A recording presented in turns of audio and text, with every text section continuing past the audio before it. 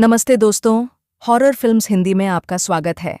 आज की कहानी मेरी एक रोड ट्रिप की है जिसने मुझे डर का एहसास कराया। अगर आपको डरावनी कहानियां पसंद हैं तो ये कहानी आपको ज़रूर पसंद आएगी। तो चलिए सुनते हैं मेरी यह दिलचस्प कहानी। कभी कभी जिंदगी में कुछ पल ऐसे आते हैं जो आपकी सोच से परे होते हैं, जो आपको महसूस कराते हैं कि इस दुनिया में कुछ ऐसा भी है जिसे आप देख तो सकते हैं लेकिन समझ नहीं सकते। मेरी ये कहानी उन लोगों के लिए है जो सच और अंधविश्वास के बीच की लकीर को चुनौती देने की हिम्मत रखते हैं। ये सब कुछ मेरे साथ हुआ और ये आज भी मेरे लिए एक अनसुलझा सवाल है। ये बात करीब 7-8 साल पुरानी है।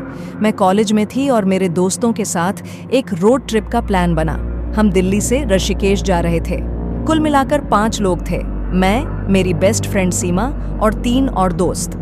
हमने रात में निकलने का फैसला किया ताकि सुबह गंगा आरती देख सकें। शुरुआत में सब कुछ सामान्य था। म्यूजिक चल रहा था, जोक्स हो रहे थे और सबने अपनी अपनी बातें शुरू कर दी थीं। लेकिन जैसे जैसे रात गहरी होने लगी और हाईवे पर अंधेरा छा गया, माहौल धीरे धीरे बदलने लगा। करीब रात के 1:30 रहे थे। गाड़ी एक सुनसान सड़क पर थी जहां दूर दूर तक सिर्फ पेड़ और अंधेरा था। आसपास न तो कोई गाड़ी थी और ना ही कोई रोशनी। मैंने महसूस किया कि माहौल अचानक से बहुत भारी हो गया है। मुझे ऐसा लगने लगा जैसे कोई हमें देख रहा हो। मैंने अपनी बेस्ट फ्रेंड सीमा से कहा, सीमा, तुम्हें कुछ अजीब महसूस हो रहा है? वो बोली, यार बस तू ज्यादा सोच रही है, रिलैक्स कर। लेकिन मुझे पता था कुछ गड़बड़ थी।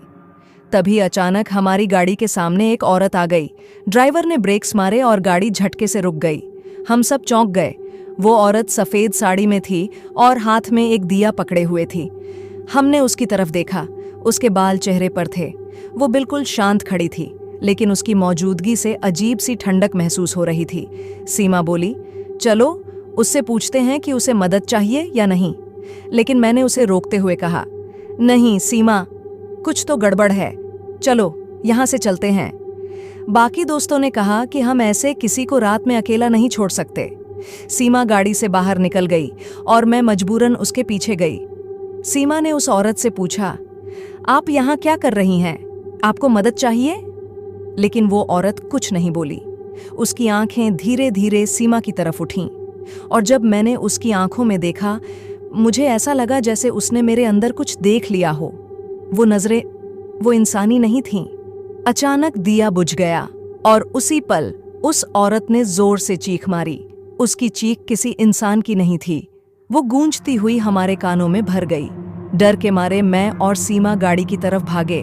बाकी सब भी चुपचाप बैठ गए और ड्राइवर ने तुरंत गाड़ी स्टार्ट की। जब हम गाड़ी चलाने लगे तो सीमा ने पीछे मुड़कर देखा। वो औरत अब सड़क पर नहीं थी, वो हवा में तैर रही थी और उसकी चीख अब भी सुनाई दे रही थी। हमने जैसे तैसे हाईवे पार किया। कुछ मिनटों बाद हमें एक ढाबा दिखा और हमने गाड़ी रोक दी। वहां बैठे एक बुजुर्ग ने हमारी हालत देखकर पूछा, क्या हुआ? जब हमने उन्हें सब कुछ बताया तो उनके चेहरे का रंग उड़ गया। उन्होंने कहा, बेटा, वो सड़क भूतिया मानी जाती है। कई साल पहले वहां एक औरत की मौत हुई थी। तब से रात में कई लोगों ने उसे देखा है। अच्छा हुआ तुम सब सही सलामत बच गए। उस रात के बाद मैं कभी रात में ऐसी जगहों पर जाने की हिम्मत नहीं कर पाई। जो कुछ हुआ उसे मैं आज भी भूल नहीं पाई हूँ। वो आंखें, वो चीख आज भी मेरे सपनों में आती हैं। हम सब ने सुना है कि ऐसी कहानियां सच होती हैं या नहीं, ये बहस का मुद्दा हो सकता है। लेकिन उस रात जो मैंने देखा वो मुझे हमेशा याद रहेगा। ये कहानी उन लोगों के लिए है जो मानते हैं कि दुनिया में सब कुछ तर्क से नहीं समझाया जा सकता। अगर आपको मेरी कहानी पसंद आई तो लाइक करें, शेयर करें और चैनल को सब्सक्राइब करना ना भूलें। और अगर आपके साथ भी कभी ऐसा कुछ हुआ हो तो कमेंट में ज़रूर बताएं। अगली बार मिलते हैं एक और सच्ची कहानी के साथ। तब तक सुरक्षित रहें।